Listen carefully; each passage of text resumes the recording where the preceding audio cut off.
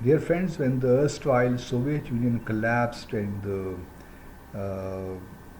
Cold War, the long Cold War ended, we were all very hopeful. We thought that we might see more and more cooperation amongst major powers, not only to address global issues, uh, but also help settle regional conflicts and disputes.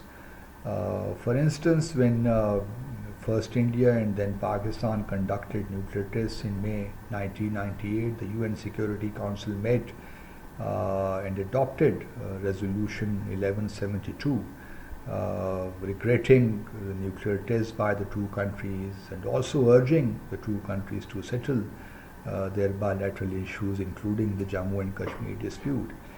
Similarly, when President Putin of Russia, when he visited North Korea in 2000, and here I may mention that even though the erstwhile Soviet Union and North Korea had always enjoyed good relations, no Soviet leader ever visited North Korea. So President Putin was the first Soviet leader, you can say, or post-Soviet leader, Russian leader who ever visited North Korea. But that visit was seen positively by the West because that was in the context of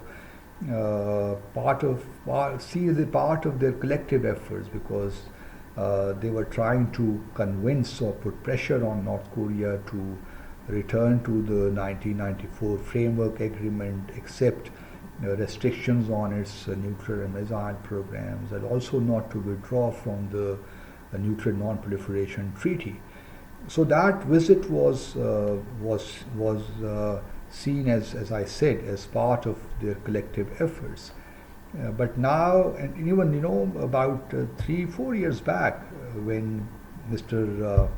Biden got elected, he met President Putin in Geneva, in Switzerland, and the aim of that visit was to wean Russia away from China because China is seen as in Washington as its long-term adversary. So it was thought prudent on the part of the U.S. to bring Russia on its side. But in from 2000 to 2024, when President Putin visited North Korea again, the world has changed in alarming ways, because as I look at it, we are slowly but steadily moving towards another Cold War, and this can be termed as Cold War Plus because we see active conflicts around the world. So this time when President Putin visited North Korea, President Putin has himself become a pariah.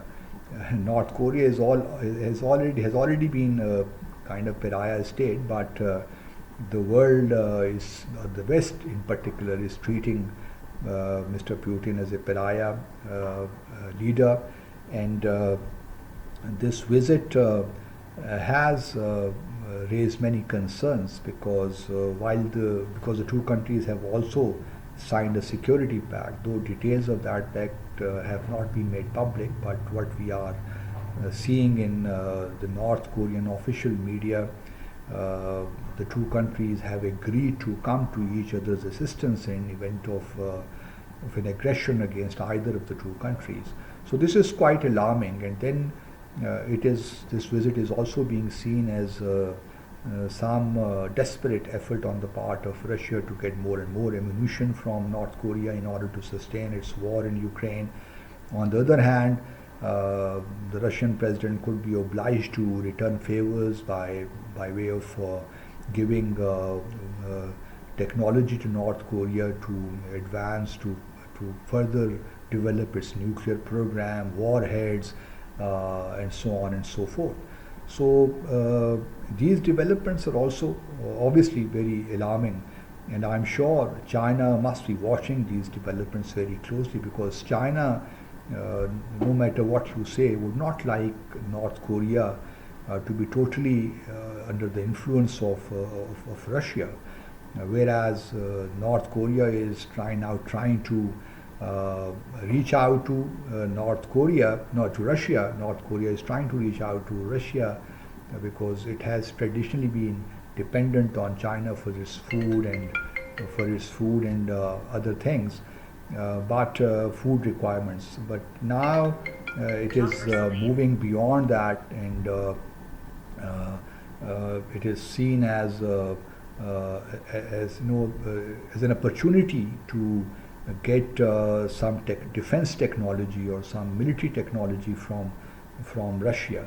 So there are national interests are involved, hardcore national interests are involved, and it goes without saying that Japan, South Korea, US, they're all worried about this growing cooperation between North Korea and Russia. And China may not be worried, but it is obviously would not like to see more and more divisions or gaps between China and the West. How China plays its cards vis-a-vis North Korea, it remains to be seen. But things are becoming more and more complex. So the euphoria which was there back after the end of the Cold War, that has gone, dissipated, and we are living in a dangerous world. One hopes that the war in Ukraine comes to an end, but prospects appear to be very, very slim.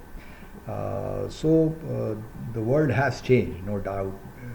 One doesn't know who will be elected in November this year when elections take place in the US. If President Trump comes back to power, is re-elected, then things, I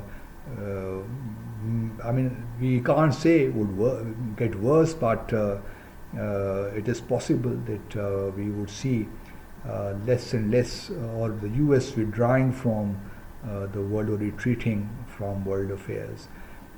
So this is what it is, and Pakistan obviously is a country which is also watching all these developments very closely, and because we enjoy good relations with China, strategic relations with China, and let's hope that things would get better and the sanity would prevail at the end, because we all need peace in order to benefit from myriad of opportunities that have been unleashed by globalization. Thank you very much.